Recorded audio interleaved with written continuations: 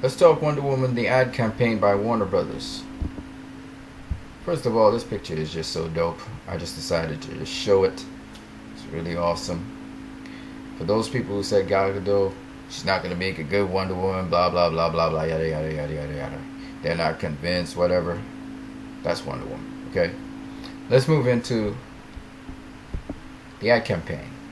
What I'm going to do is I'm going to give you evidence of what I was talking about in one of these videos that I was giving, because there are some people who just switch off their brain. They switch off their brain, and they come up with excuses for why they can get to see new material that Warner Brothers is showing, and they accuse me, of all people, of being somebody who is unsatisfied and spoiled, and if I don't want to see those things in the trailers, then I shouldn't watch the trailers. When I was making an observation, that's why I called those people dummies, and I call them dumbasses, and I call them dickheads. Well, the guy who I called dickhead was because he was just insulting. But anyway, that's wrong, and I apologize for it. But having said that, let's get into facts, okay? Now, Warner Brothers, I'm on their YouTube. Warner Brothers put out 3 TV spots over the weekend, okay? Put out Wonder Woman Together TV spot. I think that was Saturday. And they also put Wonder Woman Power TV spot. Now, if you notice, both TV spots raked in over 200,000 views. In fact, over 250,000 views each, right?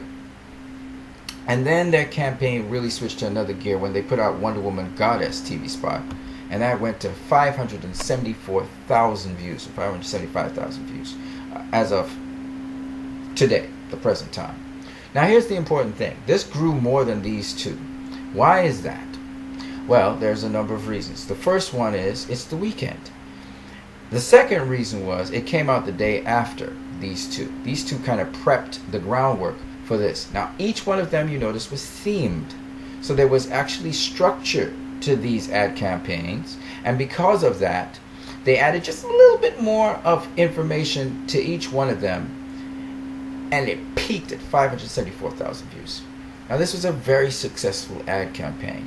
After which they came out 2 days after, saying that they would have a sneak peek of Wonder Woman at Gotham. All of this is from the Warner Brothers Pictures YouTube. It's very important to understand. And so we saw this in movie clips trailers. The campaign came out on Fox TV, and there was a Wonder Woman clip on Fox TV after Gotham. And Movie Clips Trailers, Fandango, was able to release that teaser. And they released the teaser and they got 254,000, almost 255,000 views. And that was just a day ago. So the campaign was very successful up to this point. Now, what happened after this is interesting. Okay? Comicbook.com came out with another trailer. They came out with a trailer, trailer number 4 they called it, I believe it is, right here. Trailer number 4, which was the same thing as the Gotham teaser trailer, the Wonder Woman teaser trailer after Gotham. Okay? This didn't have as much views as the Movie Clips trailer one. Okay? You see this is 254 and counting. This is only in one day. So this is actually going to probably exceed this trailer here, this trailer spot. Okay? Very successful campaign, all coming from the Warner Brothers YouTube channel. Now, what came out on comicbook.com after that was what they titled it trailer number 5, Wonder Woman.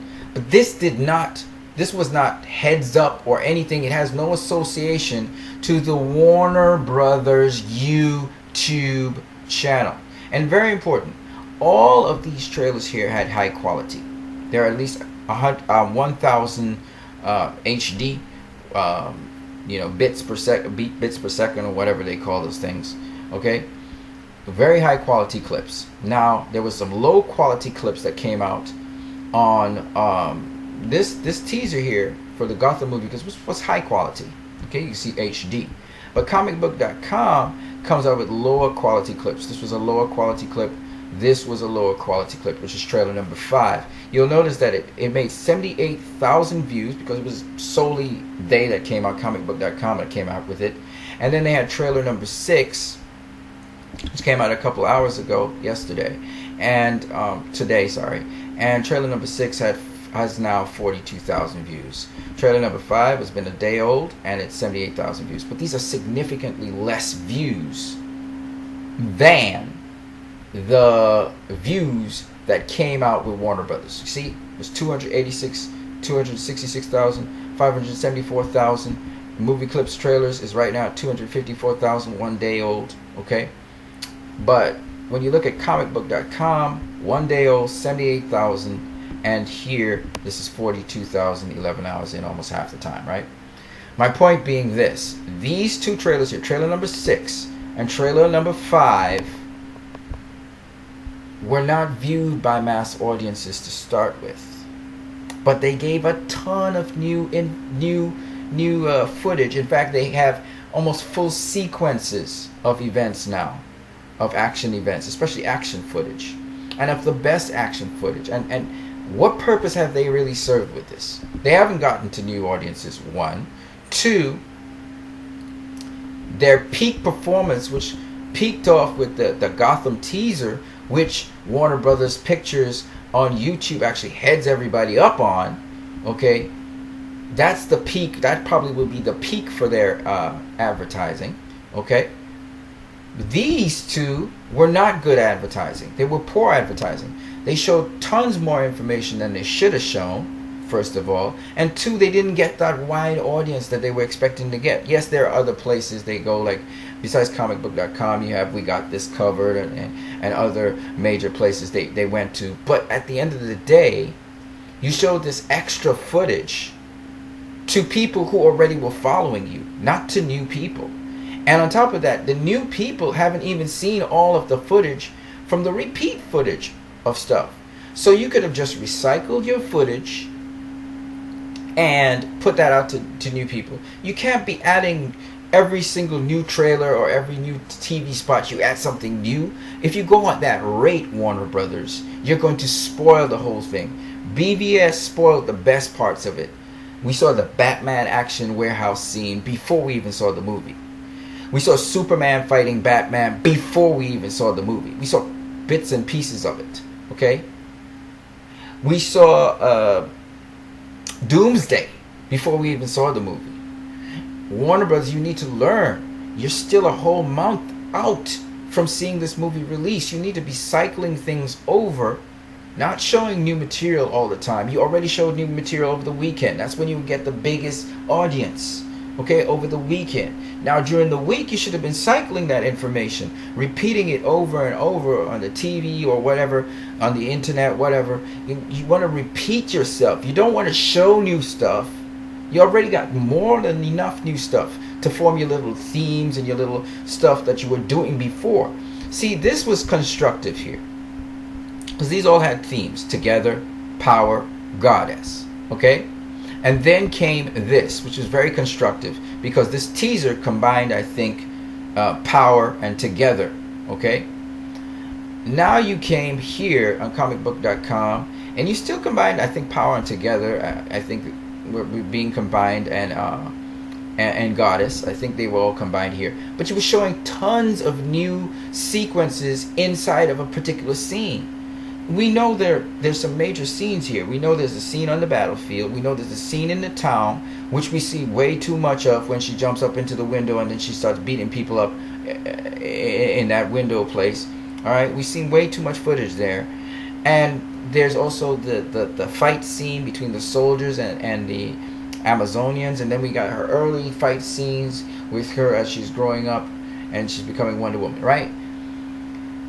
We don't need to see these things spoiled so much. Okay, we know these are set pieces, these are set scenes. Don't be giving us sequence of scenes. Give us little pieces. We're still too far away to be giving away so much. And you guys even pouring out new material. It's like the people said, oh, we're not seeing enough for Wonder Woman. Oh, okay, we're going to give you. And they just give. You need to regulate yourself. You started off so well, Warner Brothers.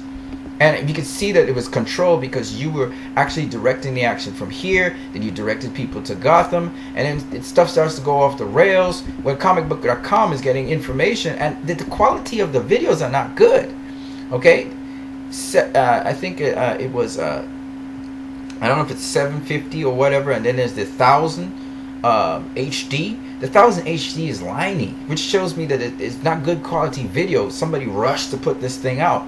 Somebody's not falling in line with Warner Brothers. You guys need to go ahead and make sure that the people who are leaking stuff or whatever, they fall in line. And they don't just throw things out there. Because you guys had it nicely structured here. And then you said, okay, there's going to be a teaser here. And movie clips, Fandango came along with you and worked it out. And that was well coordinated. You can see this stuff is actually producing results. But then all of a sudden, comicbook.com gets a hand on some stuff. And next thing I know, we got this covered, and it seems as though something spiraled out of control here. And you guys need to regulate yourselves, okay? There's some kind of poor coordination going on somewhere, okay? So you guys need to regulate that so you're able to bring out things at a controlled pace, and then you pick up the tempo as you head towards the finale. I can't even say finale anymore.